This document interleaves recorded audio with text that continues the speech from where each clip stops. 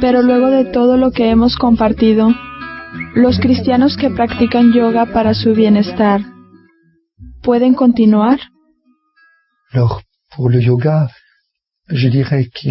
Yo diría que no hay yoga cristiano, sino que hay cristianos que hacen yoga. Solamente hay yoga y yoga. El yoga tal como lo practicábamos hacía parte de una gran liturgia. Mientras que aquí, muchos occidentales hacen yoga como ejercicios de relajación. Dicho esto, cuando le dije al gurú en un viaje a Alemania que los europeos estaban haciendo yoga para relajarse, él tuvo un ataque de risa. Luego pensó por un momento y dijo, pero esto no evitará que el yoga haga su efecto. Lo cual es muy significativo. El efecto del yoga está en contra de la actitud cristiana, que es el de la acogida del otro, dejarse descubrir por el otro y dejarse personalizar por el encuentro con el otro.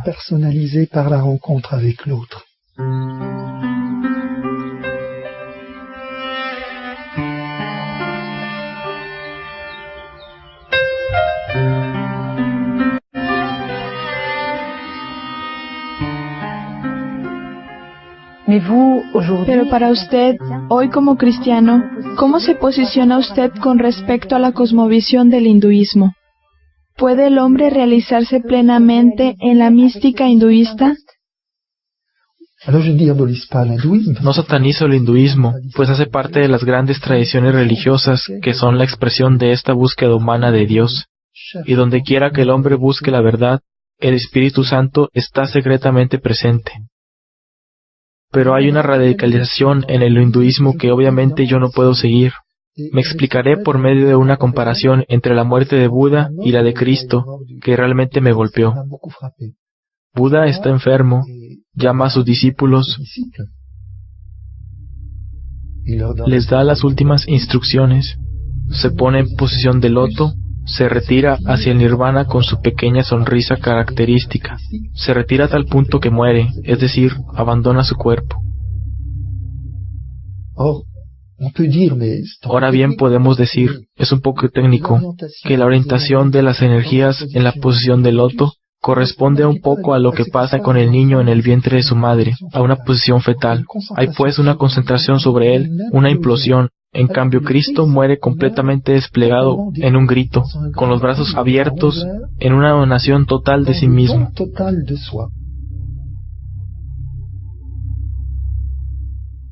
Podría decir que por un lado se tiene un movimiento centrípeto de repliegue sobre sí mismo, y por el otro lado un movimiento centrífugo del amor que se entrega, y que con sus brazos abiertos, en donde todos están invitados a unirse a su corazón traspasado, el camino del Padre.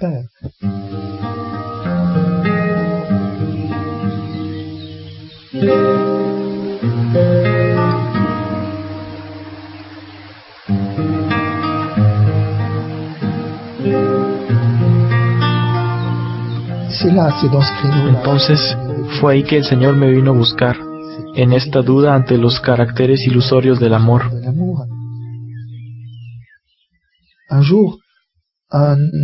Y un día, un médico naturista fue a visitar al gurú porque nuestros cuerpos estaban bastante maltratados por el intenso ejercicio que realizábamos allí.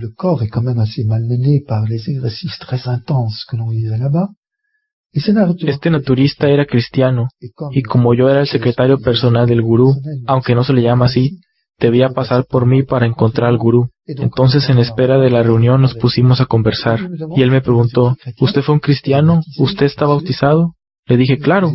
¿Y usted era un cristiano? Pero hoy, ¿quién es Jesús para usted? Y entonces, esta experiencia es difícil de expresar, pero percibí intensamente la presencia de Jesús, que me preguntó, Hijo mío, ¿cuánto tiempo me harás esperar?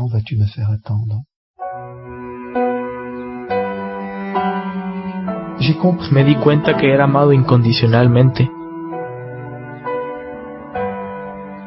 que no había ninguna sombra de juicio en la mirada, en la presencia que estaba allí cerca de mí, que no era sino compasión y misericordia.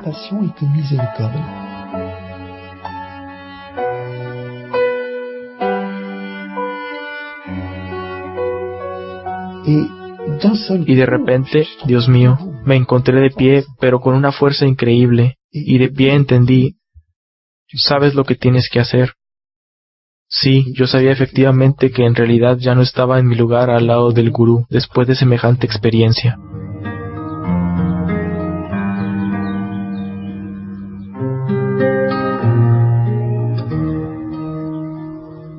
Así es como Jacques Verlaine, ayudado en la práctica por la providencia divina, abandona el ashram de India y al gurú Maharishi Mahesh Yogi. Toma un avión a Europa, a Bélgica, teniendo como único equipaje un maletín con algo de ropa y sus papeles.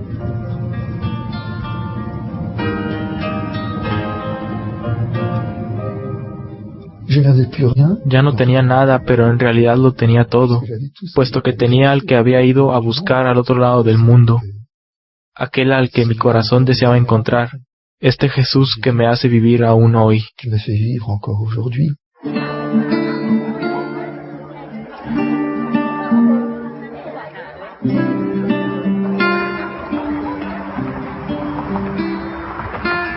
Pero mi regreso a Bruselas fue inmediatamente agitado.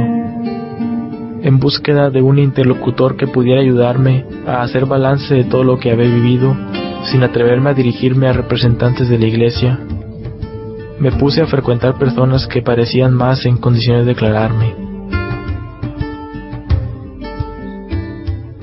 Parecían al corriente de algunas concepciones transmitidas por el hinduismo, tomando como referencia a los evangelios.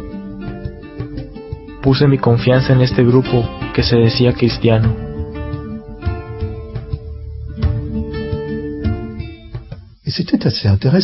Y era bastante interesante, puesto que se me hablaba del cristianismo. No se me hablaba, sin embargo, más que de comentarios del Evangelio. Y se me hablaba también de energía, lo que me recordaba a la India, de reencarnación. ¡Qué bien! No lo sabía, pero había entrado en una escuela esotérica, una escuela crística, pero para nada cristiana.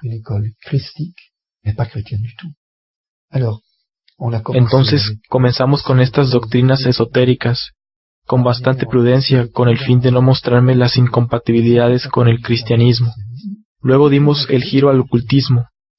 Se dijo a este joven convertido que el Señor le había dado dones extraordinarios, y que debía, en nombre de la obediencia al Evangelio, ponerlos al servicio del próximo. Y me vi involucrado en prácticas ocultas, en el ámbito de lo que se llamaría hoy terapias energéticas, es decir, manipular las energías ocultas con el fin de obtener curaciones.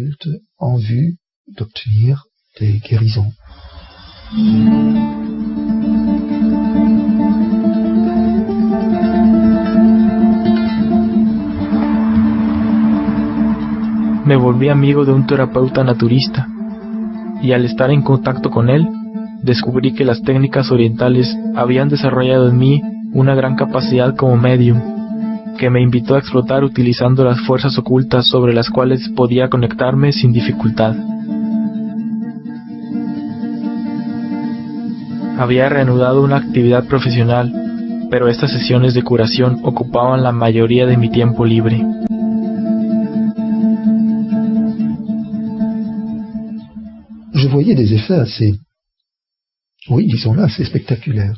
Veía efectos bastante espectaculares. Se procedía incluso a distancia con operaciones de desbloqueo de la cavidad nasal, sin tocar nada, solamente por trabajo oculto.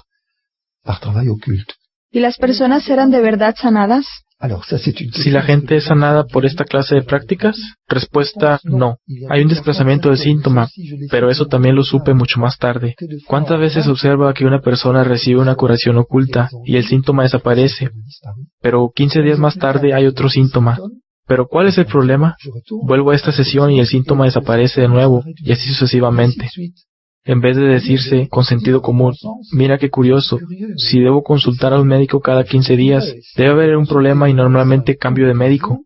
Pero no, hay una alineación progresiva de la libertad, hay un vínculo que se instaura.